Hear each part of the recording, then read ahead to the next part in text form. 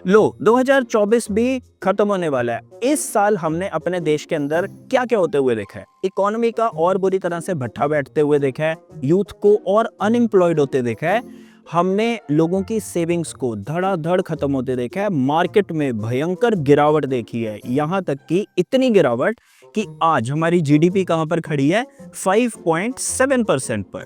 और फ्रैंकली हमें कतई इस बात पर डाउट नहीं था कि हम यही सब कुछ देखने वाले हैं। क्यों? क्योंकि ऐसा ही होता है जब नेता 24 घंटे दिन रात जहर फैलाने का काम करते हैं और जनता उसी जहर को ग्रहण करने का काम करती है, वो भी पूरी शिद्दत के साथ। और इसके चलते अपना काम धंधा छोड़कर कहां पर निकल पड़ती है? मस्जिदों के नीचे मंदिर को ढूंढने। और यहीं पर जनता के साथ गेम हो जाती है। जनता की पीठ के पीछे इतना बड़ा खेल खेला जाता है कि जनता उसको देख ही नहीं पाती।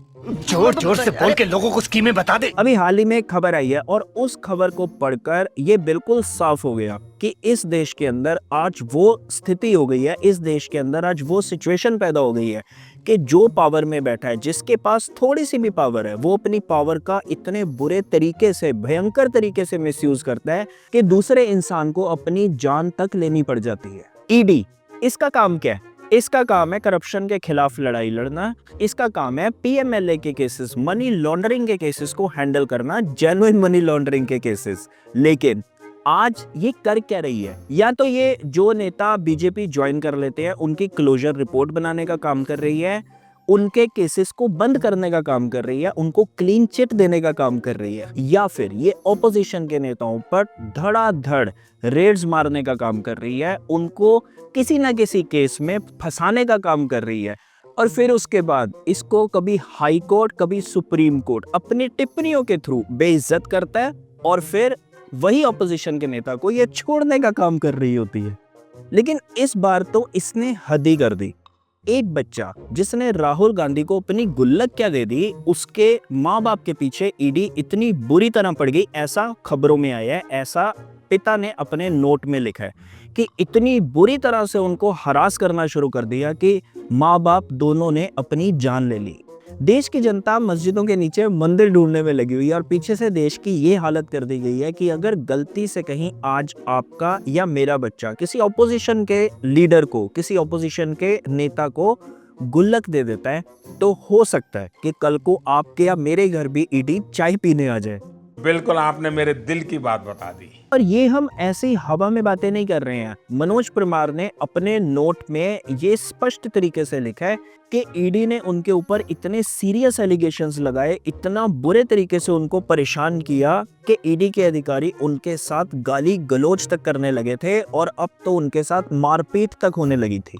और तो और इतना ही नहीं, ईडी के ऑफिसर्स ने मनोज परमार को उनके नोट के अकॉर्डिंग ये तक कहा था कि अगर आप बीजेपी में होते तो आपके खिलाफ आज ऐसे केसेस न होते। अब मनोज परमार के खिलाफ एफआईआर में लिखा क्या गया है ईडी की तरफ से?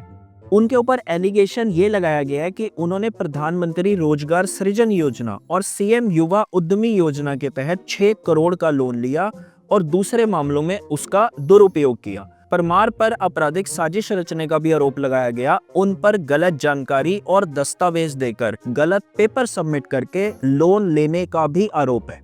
वैसे हम तो कहते हैं कि अगर ईडी को ये समझ में नहीं आ रहा कि किन केसेस के ऊपर काम करे या ईडी के पास केसेस की कमी हो रही है, तो एक बार वो इलेक्टोरल बॉन्ड्स, जिसको बड़े धूम धड़ाके के साथ इंडिया में लाया गया था, उसका कच्चा चिट्ठा निकाल कर देख ले। हम गारंटी से कह सकते हैं केसेस की फाइलें खड़ी हो जाएंगी, उनका ऑफिस भर जाएगा। ये झूठ है, झूठ है, झूठ है। नहीं, ऐसा सिर्फ हम ही नहीं कह रहे हैं। सुप्रीम कोर्ट ने भी इसको असंवैधानिक, गैर कानूनी कहा था, जिसको बीजेपी वाले या जिसको जो सरकार है मास्टर स्ट्रोक कह रही थी। ये तो मोदी ने इलेक्ट्रल बॉन्ड बनाया था, इसके कारण आज आप ढूंढ पा रहे हो कि पैसा बॉन्ड किसने लिया, कहाँ दिया, कैसे। वरना तो पहले तो पता ही नहीं था, चुनाव का तो खर्चा होता था। आज आपको ट्रेल मिल रहा है क्योंकि इलेक्टोरल बॉन्ड थे। कोई सेंस है इस बात की? एनीवेज, हमें पता है ऐसा कुछ नहीं होने वाला। ईडी उन केसेस की तरफ मुंह भी नहीं करने वाली। क्यों? क्योंकि हमने आज तक ईडी को बीजेपी के किसी नेता के खिलाफ या फिर बीजेपी से जुड़ी किसी पार्टी के नेता के खिलाफ कभी भी कोई भी कार्रवाई करते तो नहीं देखा। ऑल इन ऑल अगर आप 2024 की सारी घटनाओं को उठाकर देखो या पिछले 10 साल की सारी घटनाओं को उठाकर देखो तो आपको ये बात अच्छे से समझ में आ जाएगी कि इंडिया के अंदर आज कितना आसान हो गया है आम आदमी को फंसाना और कितना मुश्किल हो गया है उस आम आदमी के लिए फिर अंदर से बाहर आना। हम भी फकीर, आप भी फकीर। चलो आज थोड़ी सी फैक्ट्स की बातें करते हैं।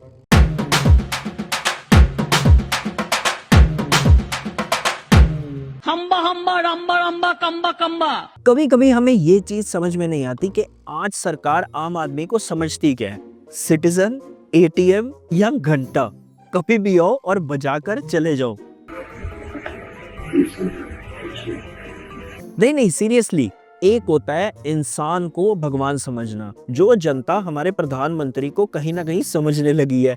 एक होता है इंसान को इंसान समझना, जो आज कोई किसी को नहीं समझता। और एक होता है इंसान को कीड़ा मकोड़ा समझना, उसको कीड़े मकोड़ों की तरह ट्रीट करना, जो एक्चुअल में आज सरकार आम जनता के साथ कर रही है।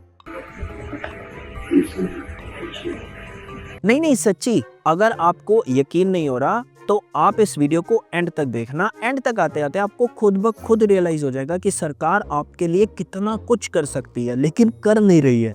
इंडिया के चीफ इकोनॉमिक एडवाइजर, उन्होंने अभी हाल ही में एक बयान दिया जिसमें उन्होंने ये बात खुद से कही है कि इंडिया की जो बड़ी बड़ी कंपनीज हैं उन्होंने पिछले कुछ सालों में भयंकर तरीके से प्रॉफिट किया, लेकिन वो इतनी ढीठ हैं कि अपने एम्प्लॉइज की सैलरी वो अभी भी बढ़ाने को तैयार नहीं है। बताओ आप किस किस से लड़ोगे? अगर हम करें तो करें क्या, बोले तो बोले क्या। ऊपर से महंगाई ने कमर तोड़ रखी है। पेट्रोल, डीजल, राशन, सब्जी, कपड़े, बच्चों की एजुकेशन, दवाइयाँ, इन सब की प्राइसेस में आज आग लगी हुई है और सरकार उस आग को बुझाने के बजाय उसमें पेट्रोल और डालने का काम कर रही है। नहीं सीरियसली, क्या आपको पता है कि सरकार जीएसटी के अंदर एक और स्लैब लाने का सोच रही है? और अब सरकार ने सोचा है, हमारे मोदी जी, निर्मला ताई, इन सब ने सोचा है तो ये होकर ही रहेगा। ये फकीरी है। एक्चुअल में ग्रुप ऑफ मिनिस्टर्स, उन्होंने एक प्रपोजल दी है सरकार को, जिसके अंदर उन्होंने ये कहा है कि जो सिन गुड्स हैं जैसे सिगरेट, तंबाकू, सॉफ्ट ड्रिंक्स या ऐसे जो भी प्रोडक्ट्स हैं उनके ऊपर टैक्स रेट को इंक्रीज किया जाए, 28% से 35% किया जाए। बताओ, अब जनता मजे भी ना करे। एक तो यूथ बेचारा वैसी नौकरी के लिए धक्के खा रहा है और अब वो टेंशन को कम करने के लिए फूके भी ना, उस पर भी 35% जीएसटी दे। क्या बोला तूने? नहीं हम मजाक कर रहे हैं। सिगरेट पीना सेहत के लिए बहुत ज्यादा हानिकारक होता है, नहीं पीनी चाहिए। लेकिन एक्चुअल में मजाक आप लोगों के साथ हो रहा है, क्योंकि सरकार आपसे सिर्फ लेना जानती है, आपको देना नहीं जानती। और ऐसा बिल्कुल भी नहीं है कि सरकार आपको दे नहीं सकती, सरकार देना नहीं चाहती, उसकी नीयत नहीं है। चलो आपको एक हेडलाइन से समझाते हैं। इकोनॉमिक टाइम्स इस खबर में ये कह रहा है कि जो तेल की कंपनियां, उन्होंने बम्पर प्रॉफिट कमाए हैं पिछले 2 साल के अंदर, लेकिन क्या सरकार ने पेट्रोल और डीजल के अंदर 1 पैसे की भी कटौती की? नहीं, बिल्कुल नहीं। हाँ, जहां जहां इलेक्शंस होते हैं वहां कुछ दिन के लिए प्राइसेस जरूर कम हो जाते हैं। 1 रुपया कम होता है तो सरकार पावर में आने के बाद उसके बाद सीधा 4 रुपए बढ़ा देती है। वाह मोदी जी वाह। मतलब सरकार आपको कोई भी मौका नहीं छोड़ रही लूटने का। वो हर तरफ से, हर एंगल से आपको लूट रही है। और बदले में आपको क्या दिया है? हाँ, मंदिर बोलकर मस्जिद खोदने के काम पर और लगा दिया। हमारी मानो तो आप मुगलों से ज्यादा मोदी सरकार के ऊपर फोकस करो, वरना देश की नैया तो वैसे ही डूबेगी। और साथ साथ आपकी पैंट में इतने ज्यादा छेद हो जाएंगे कि आप कंफ्यूज हो जाओगे कि पैंट की जिप कहां पर है और पॉकेट कहां पर है। इसी साल अक्टूबर में सब्जियों के प्राइसेस 40% तक राइज किए हैं, जो कि पिछले 5 साल में सबसे ज्यादा हैं। अब ऐसे समझो, पिछले 4 साल में सब्जियों के प्राइस दुगने हो चुके हैं। लेकिन वहीं दूसरी तरफ मिनिस्ट्री ऑफ स्टैटिस्टिक्स की रिपोर्ट है, जिसके अकॉर्डिंग देश में जो नौकरी पेशा लोग हैं, जो नौकरी करते हैं, पिछले 6 साल से या तो उनकी सैलरी बढ़ी नहीं है, इनफैक्ट कम जरूर हुई है। और तो और इंडिया के बहुत सारे इकोनॉमिस्ट हैं जिनका ये क्लियरली मानना है कि अगर इंडिया ईयर ऑन ईयर 7-8% से भी ग्रो करता है, अगर उसकी जीडीपी 7-8% से भी ग्रो करती है, तब भी 2047 तक विकसित भारत तो इंडिया कतई नहीं बनने वाला। और आज हमारी जीडीपी की हालत क्या है? 5.7%। अब बनो विश्व गुरु। लवणेन भोज्यम। आप ऐसे समझो कि हमारे मोदी जी ने 2047 में विकसित भारत बनने का लॉलीपॉप जो आप लोगों को दिया है, वो लॉलीपॉप आप कभी उसका रैपर खोल नहीं सकते, आप उसको कभी चूस नहीं सकते, बस उसको सिर्फ देख सकते हो। वाह मोदी जी वाह। देखो बात बड़ी सिंपल सी है कि आज सरकार आपके साथ एक बहुत डेंजरस गेम खेल रही है जिसमें आपकी हार तो पक्की है और हारोगे भी आप इतने भयंकर तरीके से कि उसके बाद आप खड़े होने लायक तक नहीं रहोगे। हाँ, जो अमीर हैं, जो नेता हैं या उनके बच्चे हैं वो सेफ हैं, क्योंकि सबसे पहले जब ये जहाज डूबना शुरू होगा तब सबसे पहले देश छोड़कर भागने वालों में अमीर लोग होंगे, उनके बच्चे होंगे या नेताओं के बच्चे होंगे। आप खुद ही देख लो, आज आपका बच्चा तो मस्जिदों के नीचे मंदिर खोजने में लगा हुआ है और नेताओं के बच्चे क्या कर रहे हैं, वो अच्छी पढ़ाई कर रहे हैं, वो अपनी लाइफ सेट कर रहे हैं, अपना करियर बना रहे हैं। और इसका सबसे बेहतरीन एग्जांपल है हमारे होम मिनिस्टर अमित शाह जी का बेटा जय शाह, जिसको क्रिकेट का ABC भी नहीं पता लेकिन ICC का चेयरमैन बना बैठा है। ये फकीरी है। और ये सब हो क्यों रहा है? ये इसलिए हो रहा है क्योंकि आम जनता जो है आज उसने सवाल पूछना बंद कर दिया है, या यूं कह लो कि उसको इतना डरा दिया गया है कि जो सवाल पूछना भी चाहता है वो सामने आकर सवाल पूछने से कतरा रहा है कि कहीं उसके घर ईडी ना आ जाए चाय पीने। हमारी मानो आप डरना छोड़ो, क्योंकि 10 साल से कहीं ना कहीं जनता सिर्फ डरती ही आ रही है, जनता को सिर्फ डराया ही जा रहा है, जनता को भरमाया ही जा रहा है, जनता को एक ऐसी धर्म की लड़ाई लड़ने में लगाया हुआ है जिस लड़ाई से उसको ना तो कभी मेडल मिलने वाला है ना उसको कोई बेनिफिट होने वाला है। Total waste of time. ये बड़ी अच्छी बात कही है। बाकी जहां पर भी आपको कोई अंधभक्त मिलता है, विदेशों में भारत का डंका बजने की बात करता हुआ दिखता है, 3rd लार्जेस्ट इकोनॉमी की बात करता हुआ दिखता है, या फिर 2047 में विकसित भारत उसकी बात करता हुआ दिखता है, उसको समझाने की कोशिश करो। फिर भी नहीं समझता, उसको हमारा चैनल दिखाओ, उसको हमारी वीडियोस दिखाओ। फिर भी नहीं समझता, भिड़ जाओ। India is great, be healthy, be happy.